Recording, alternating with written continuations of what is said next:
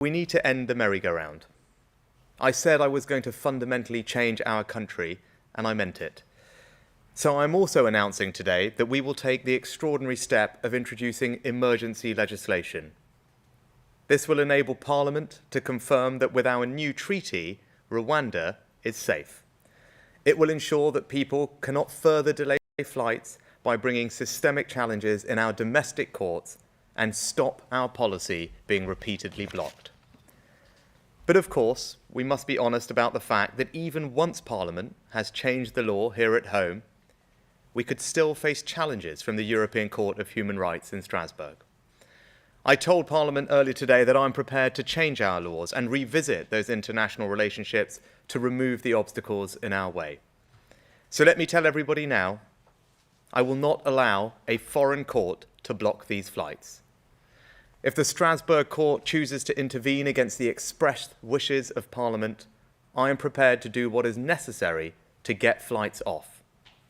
I will not take the easy way out, because I fundamentally do not believe that anyone thinks the founding aims of the European Convention on Human Rights was to stop a sovereign parliament removing illegal migrants to a country deemed to be safe in parliamentary statute and binding international law.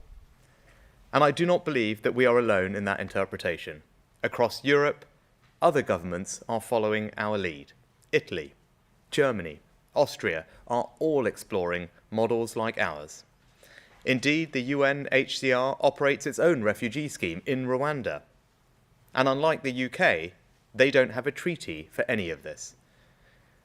We are a reasonable government, and this is a reasonable country. But the British people's patience can only be stretched so thin, and they expect the boats to be stopped. That is why I made it one of my 5 priorities. And whatever our critics might say, we are making progress. Because the Rwanda scheme is only one part of our strategy. Last December, the number entering the UK illegally in small boats had more than quadrupled in just 2 years. Since then, this year, they are down by a third, even as the numbers entering the rest of Europe have soared, with illegal crossings of the Mediterranean up by 80%.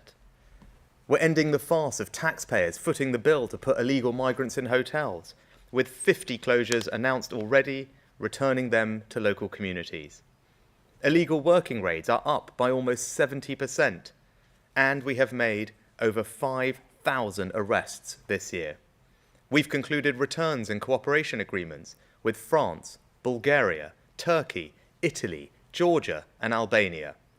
We've cut the legacy initial asylum backlog by almost 2/3, and in total, we've returned over 20,000 illegal migrants this year.